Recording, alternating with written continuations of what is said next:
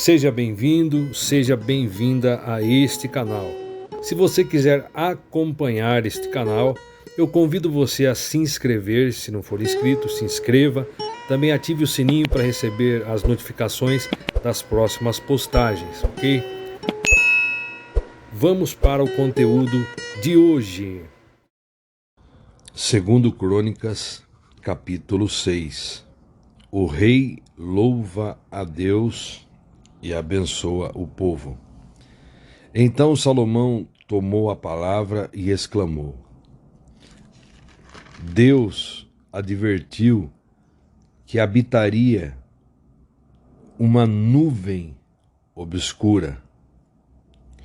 Eu, de fato, construí um templo para a tua morada, um lugar de honra para a tua eterna habitação.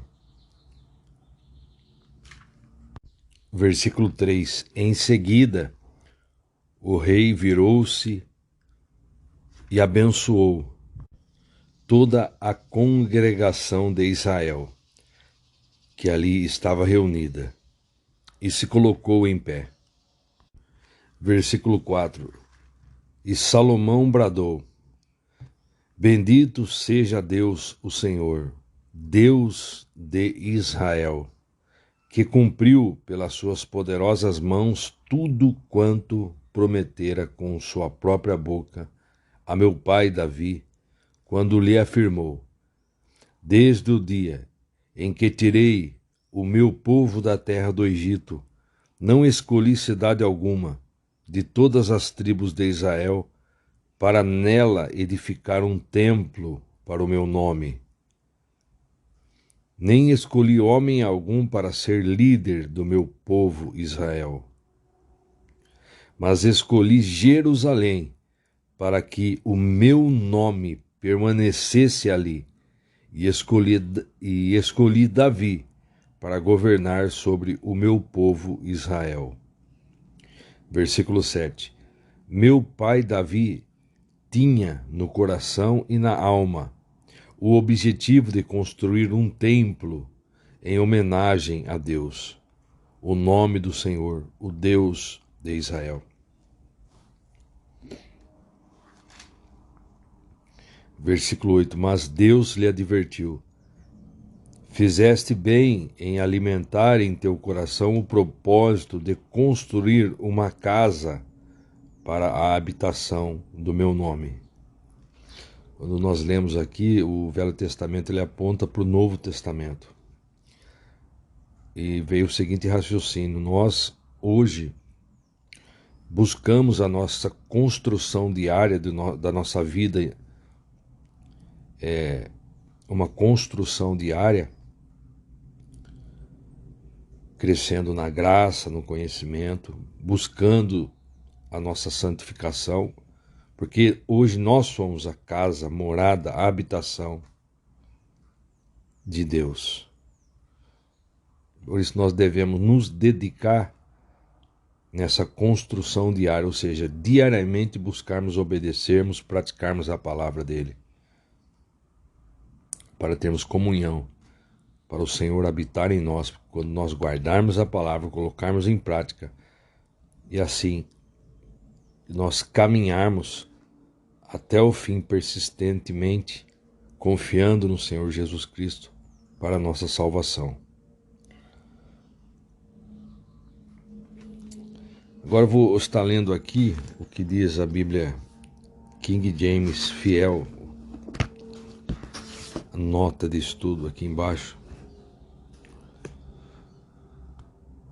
Salomão respondeu para a nuvem e comentou que o templo era um lugar de habitação onde o povo podia ser lembrado da presença de Deus eternamente.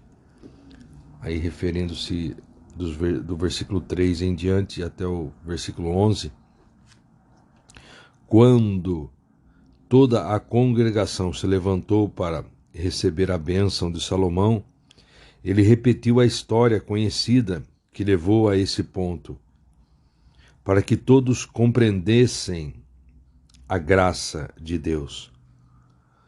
O Senhor tinha feito uma promessa e agora a cumpriu. Foi ele quem tinha escolhido Davi, e foi ele quem tinha designado Salomão como aquele que construiria o templo. Voltando aqui, na King James atualizada, dando continuidade,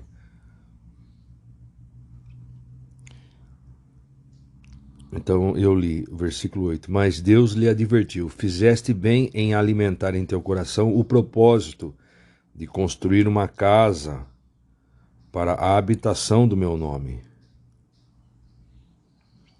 Contudo, tu não erguerás um templo, mas sim teu filho, que descenderá de ti.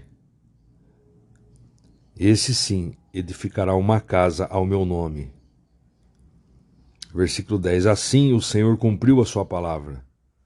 Sou o sucessor de meu pai Davi, e agora ocupo o trono de Israel, como Deus havia prometido, e construí o templo em honra a Deus, o nome do Senhor, o Deus de Israel.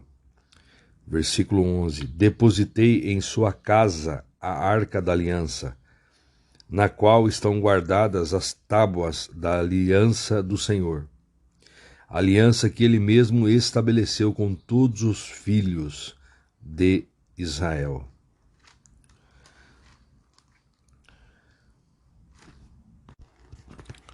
Em seguida, o rei Salomão postou-se diante do altar de Yahvé, em frente de toda a Assembleia de Israel, e estendeu as mãos. Versículo 13. Ora, Salomão mandara construir uma plataforma de bronze, medindo 2,25 metros de comprimento e de largura, por 1,35 metros de altura, posicionada no centro do pátio externo. O rei subiu na plataforma e prostrou-se de joelhos diante de toda a comunidade israelita. Ergueu as mãos em direção aos céus e orou: Ó Deus, Senhor Deus de Israel, não existe nenhum Deus semelhante a ti nos céus, nem na terra. Tu que guardas a tua aliança de amor e misericórdia para com teus servos, que, de todo o coração, andam de acordo com a tua vontade. Versículo 15. Cumpriste a tua promessa a teu servo Davi, meu pai. Com tua boca a fizeste, e com teu braço forte a estabeleceste, conforme se pode observar aqui e agora. Sendo assim, ó Deus, Senhor Deus de Israel, cumpre ainda outra promessa que fizeste a teu servo Davi, meu pai, quando afirmaste: jamais faltará diante de mim sucessor que se assente no trono de Israel, contanto que teus descendentes guardem o seu caminho para andarem na minha Torá, lei, como tu andaste na minha presença. Ó Deus, Senhor Deus de Israel, cumpra-se agora também a tua palavra que empenhaste ao teu servo Davi. Versículo 18.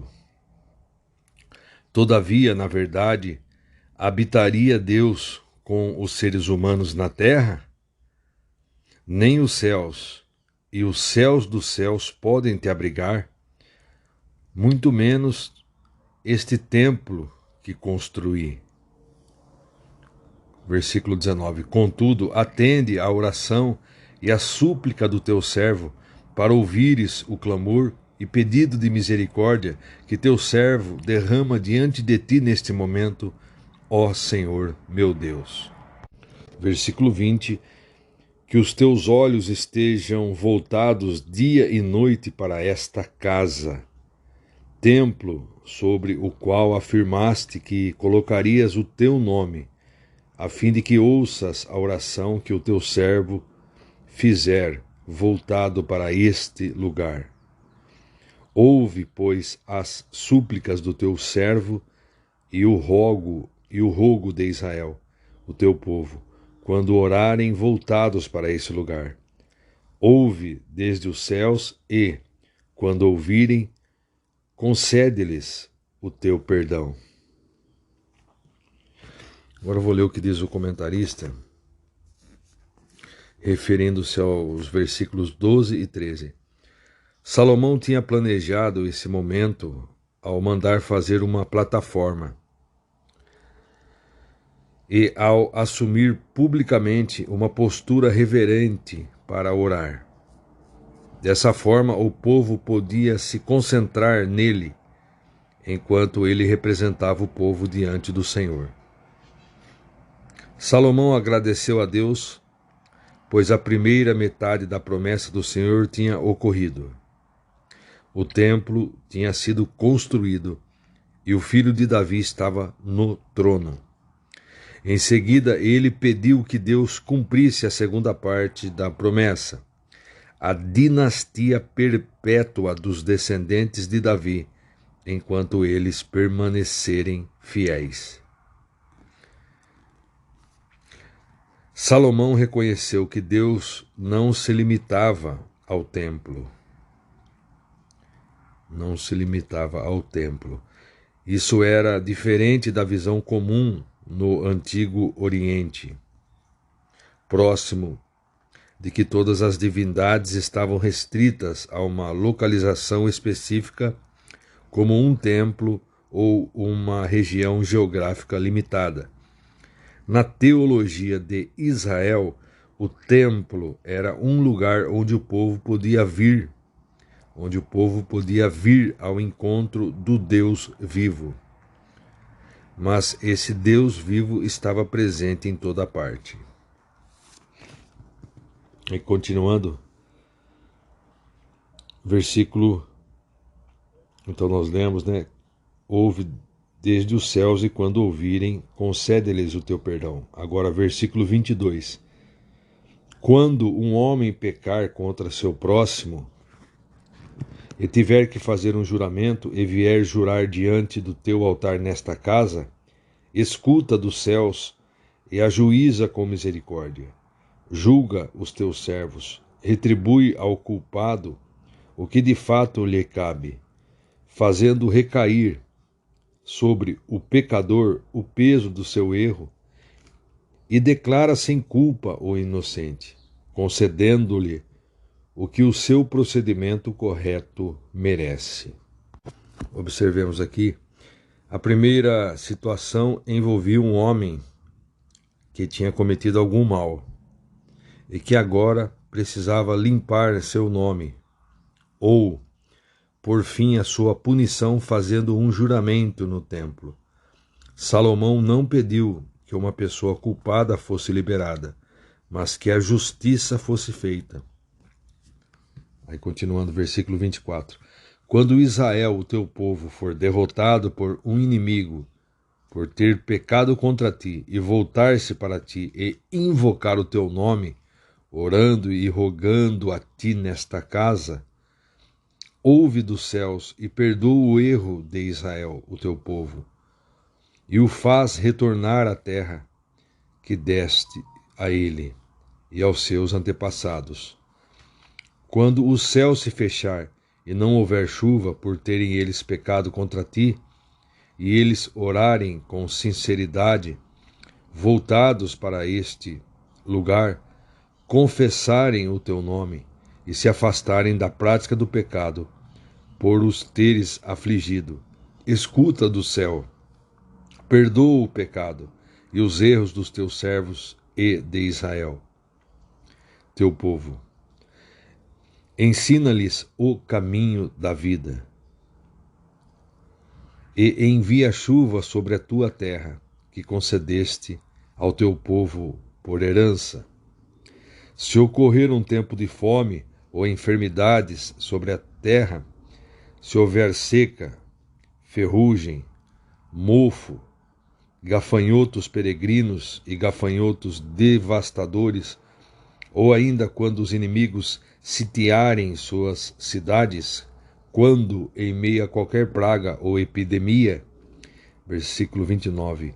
Uma oração ou apelo por misericórdia for elevado a ti por um israelita, ou por todo o ajuntamento de Israel, teu povo, cada um refletindo e sentindo as suas próprias aflições e responsabilidades, estendendo as mãos na direção desta tua casa. Versículo 30. Ouve dos céus o lugar da tua habitação, perdoa e trata cada pessoa de acordo com o que merece, uma vez que só tu conheces o íntimo de cada um de nós. Sim, só tu conheces o coração do ser humano. Versículo 31. Deste modo, eles te temerão e andarão em conformidade com a tua vontade durante todo o tempo em que viverem sobre a terra que concedeste aos nossos antepassados. Você veja aqui. Haveria algumas necessidades pelas quais o povo oraria voltando-se para o templo, e Salomão pediu que o Senhor ouvisse e respondesse.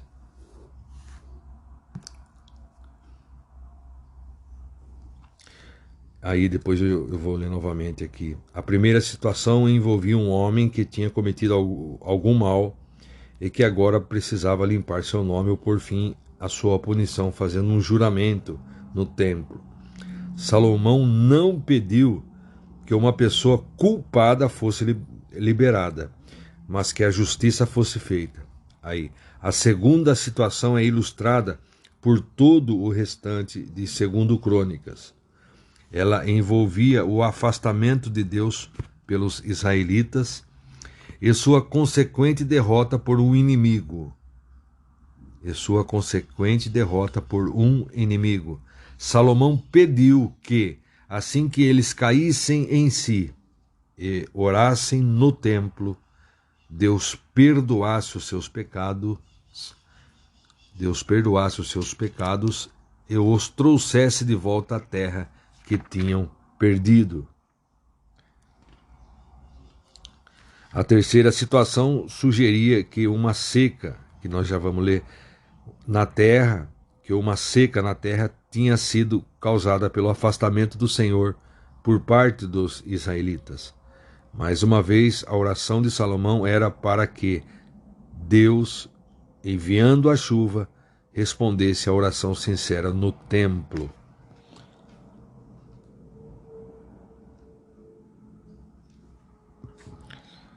A quarta situação incluía diversas desgraças. Salomão pediu que Deus ouvisse a oração do povo no templo, mas estipulou que as orações devem ser sinceras, pois Deus conhece os corações dos filhos dos homens. O templo não era um mecanismo automático de perdão. Na quinta situação, Salomão fez seu pedido em favor de todo estrangeiro, que nós já vamos ler agora, que viesse ao templo para buscar a Deus. Sua oração era no sentido de que esses estrangeiros tivessem suas orações respondidas, para que o nome de Deus fosse glorificado entre aqueles que viviam distantes. Muitos povos antigos acreditavam que seus deuses estavam limitados à sua localidade. O Deus que desde longe responde ao povo é um Deus que se coloca à parte dos muitos falsos deuses das nações ao redor. O Deus, aqui está com letra minúscula, que desde longe responde ao povo, é um Deus, agora com letra maiúscula, que se coloca à parte dos muitos falsos deuses das nações ao redor. Aí continuando, versículo 32. Mesmo o estrangeiro que não pertence ao teu povo Israel e que veio de uma terra distante por causa do teu magnífico nome, da tua mão poderosa e do teu braço forte, quando ele vier e orar voltado para esta casa, ouve dos céus, lugar da tua habitação, e atende também à súplica daquele que não é nascido judeu, a fim de que todos os povos da terra conheçam, Deus, o teu nome e te obedeçam com amor e reverência, como deve agir Israel, o teu povo, e saibam que este templo que levantei traz o teu nome. Traz o teu nome. Agora eu vou ler o comentário da Bíblia King James atualizada, aqui no rodapé. É importante que todos saibam que Yahvé, nosso Elohim, Deus, ama seu povo escolhido e, do mesmo modo, toda a humanidade e sua criação. Deus ama seu povo escolhido e, do mesmo modo, toda a humanidade e sua criação. Os profetas do Senhor, em suas épocas, já contemplavam a salvação dos gentios, abre parênteses, pagãos e ou estrangeiros, fecha parênteses, e profetizavam a vinda de muitos à casa de Deus, em Jerusalém, a fim de lhe prestarem louvor e adoração. Isaías 56, 6, 8, Zacarias 8, 20 e 23, 14, 26, 21, em analogia ao Salmo 87. No Novo Testamento, que é o que nós vivemos hoje, nós vivemos na Nova Aliança, o Novo Testamento. No Novo Testamento, quando ocorre o cumprimento de todo o Antigo Testamento, em Cristo Jesus, é a pregação do Evangelho que produz reconhecimento e amor ao nome de Deus no íntimo dos pecadores. Mateus 16, 15 e 20, Romanos 10, 9 e 17.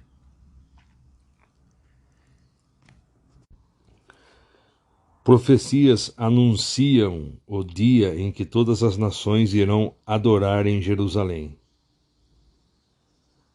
De acordo com os estatutos de Deus, o gentio entre os israelitas tinha os seguintes direitos e privilégios. Primeiro, deveria ser tratado com respeito e jamais ser oprimido. Segundo, devia ser recebido pela comunidade israelita com carinho e amor. Terceiro, tinha direito e descanso semanal e ao refrigério do sabate, o sábado. 4. Tinha direito aos remanescentes da ceifa e da colheita. 5.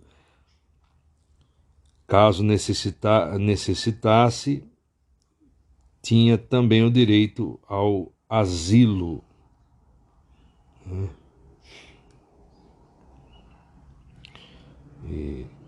6. O gentio também tinha o direito que Deus seria seu advogado e juiz. Enfim, o que Deus espera, seja de judeus ou gentios, preste atenção, o que Deus espera de qualquer pessoa, de todos nós, é um arrependimento genuíno, um amor puro. Quando nós dizemos que amamos, é porque nós obedecemos a palavra de Deus e nos dedicamos a Ele, Deus eterno. Então, o que Deus espera de todos os seres humanos é um arrependimento, tanto judeus ou gentios, é um arrependimento genuíno, um amor puro e dedicado a Ele, o Eterno, mediante a mais sincera e humilde confissão de pecados e abandono do pecado. Salmos 119, 67, 71 e Daniel 9,5 à luz de 1 João 1, 8 ao 10. Aí continuando, versículo 34. Quando o teu povo sair à guerra contra os inimigos, seja qual for o caminho pelo qual o enviares, e orarem a ti voltados para a cidade que escolheste, e para o templo que edifiquei ao teu nome, versículo 35. Escuta, pois, dos altos céus a sua oração. Vou ler novamente, versículo 35. Escuta, pois, dos altos céus a sua oração e o seu rogo, e defende a sua causa. Versículo 36. Quando pecarem contra ti, porquanto não existe ser humano que não peque e cometa erros, e tu te indignares contra essa tua gente e os entregares às mãos do inimigo para os castigarem, de modo que os levem em cativeiro para alguma terra longínqua ou próxima. Versículo 7. Se caírem em si na terra estranha, para onde forem conduzidos como escravos, e lá se arrependerem e se converterem, confessando: pecamos, nos desviamos, agimos com rebeldia, perversidade e praticamos o mal, e lá nas terras de sua deportação, se voltarem sinceramente para ti, de todo o coração e de toda a alma, entre os povos de seu exílio, para onde foram mandados cativos, e orarem voltados para a sua terra, que deste a seus pais, para a cidade que escolheste, e para o templo que levantei em honra ao teu nome. Versículo 39. Então dos altos céus, lugar da tua plena habitação, ouve a sua petição e a sua súplica, e defende a sua causa. Perdoa o teu povo que pecou contra ti. Agora eu vou ler novamente o que diz o comentarista aqui continuando, né, na Bíblia King James Fiel.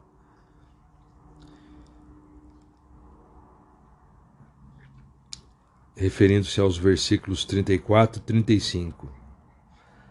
Na sexta situação, Salomão pediu que Deus desse força na batalha. Salomão não pediu a Deus um apoio geral para o aventureirismo militar, mas a ajuda de Deus no tempo em que ele os enviasse à guerra. Aí agora referindo-se aos versículos 36 ao 39. A sétima e última situação seria apropriada para o cronista e seus contemporâneos enquanto reconstruíam a nação após o exílio. A nação poderia ser deportada para uma terra longínqua. Essa possibilidade já tinha sido mencionada por Moisés. Deuteronômio 28:33. Salomão pediu que, uma vez que o povo se arrependesse e começasse a orar na direção do templo, que o Senhor os perdoasse e os trouxesse de volta à sua terra.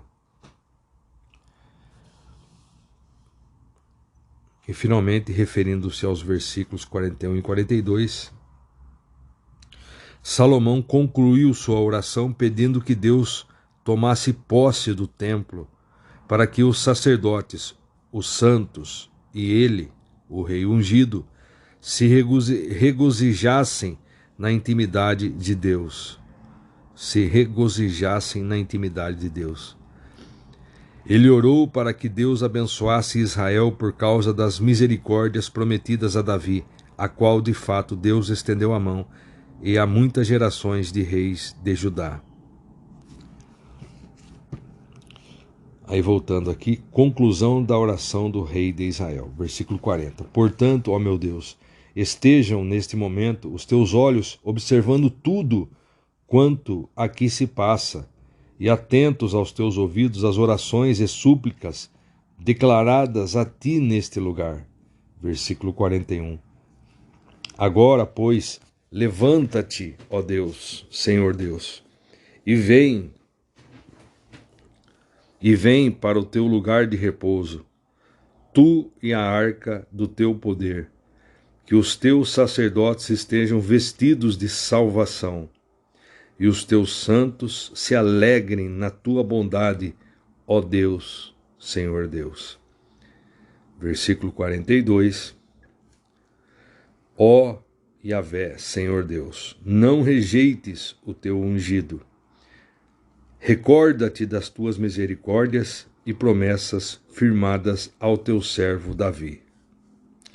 Aí vai começar o capítulo 7. Assim que Salomão concluiu sua oração, desceu fogo do céu e consumiu os holocaustos e os sacrifícios, e a glória de Yahvé, o Senhor, tomou toda a casa. os sacerdotes não podiam entrar no templo do Senhor por conta a glória de Deus havia enchido o templo. Muito bem, então eu concluí a leitura de 2 Crônicas, capítulo 6. E eu li na Bíblia King James atualizada, é uma Bíblia de estudo. Eu li as notas de estudo aqui da Bíblia King James Fiel. E também o comentário aqui da Bíblia King James atualizada. E iniciei, fiz a leitura do versículo 1 e 2 do capítulo 7, que nós deixaremos e vamos ler, se Deus quiser, subsequentemente. Vamos ler o capítulo 7 para o nosso conhecimento histórico. Nós lemos o Velho Testamento para o nosso conhecimento histórico, porque ele aponta para o Novo Testamento e também para que nós podemos entender melhor o Novo Testamento, que é o que nós cremos, que é o que nós vivemos, é o Novo Testamento. Porque Jesus cumpriu o Velho Testamento e hoje nós vivemos a nova aliança em Cristo Jesus. Muito obrigado e até a próxima.